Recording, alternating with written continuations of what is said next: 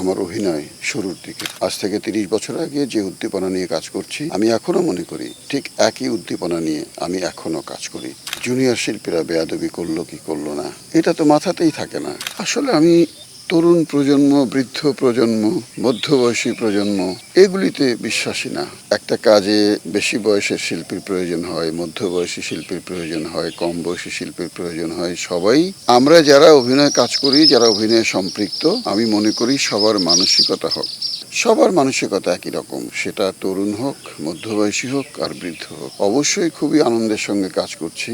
আর তরুণদের সঙ্গে কাজ করে আমি যেমন আনন্দ পাই, আমার চেয়েও যারা সিনিয়র তাদের সঙ্গে কাজ করেও আনন্দ পাই। শিল্পীর সঙ্গে কাজ করেই আনন্দ পাই। সেখানে বয়সটা আমি জরুরি মনে করি না।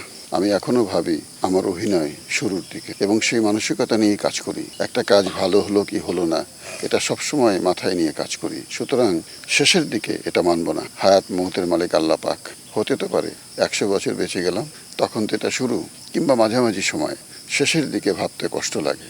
আর আপনিও সেটা বলতে পারেন না, কারণ আমরা কে কতদিন বাঁচবো, কে কতদিন কাজ করব, সেটা আল্লাহ পাকই জানে। আর বয়স কখনোই কাজের আগ্রহের ক্ষেত্রে প্রতিবন্ধকতা তৈরি করে না। আজ থেকে 30 বছর আগে যে উদ্দীপনা নিয়ে কাজ করছি, আমি এখনো মনে করি ঠিক একই উদ্দীপনা নিয়ে আমি এখনো কাজ করি। এবং আল্লাহ পাক যেন আমাকে সেই তৌফিক দেন, জীবনের শেষ সময় পর্যন্ত সুস্থভাবে একই আন্তরিকতা নিয়ে কাজ করতে পারে। জুনিয়র শিল্পীরা বেয়াদবি করলো কি করলো না, এটা তো মাথাতেই থাকে না। কেন করবে? এটা আমি কখনোই মাথায় নেই না যে আমি অনেক বয়স হয়ে গিয়েছে, তোমার বয়স অনেক কম, আদব কায়দা যেন ঠিক থাকে, এরকম মানসিকতা নিয়ে কাজ করি না। সবার সঙ্গে বন্ধুর মতোই কাজ করি। আমার চেয়ে যার বয়স 30-40 বছর কম, আবার আমার চেয়ে যার বয়স 20-25 বছর বেশি, আমি মনে করি সবার সঙ্গেই আমার আন্তরিকতা থাকে। যারা ছোট তাদের সঙ্গে স্নেহের সম্পর্ক, যারা বড় তাদের সঙ্গে শ্রদ্ধার সম্পর্ক। এটা যদি আমি মেনটেন করি, তো কেন খারাপ সম্পর্ক হবে? হবার কোনো প্রশ্নই ওঠে না।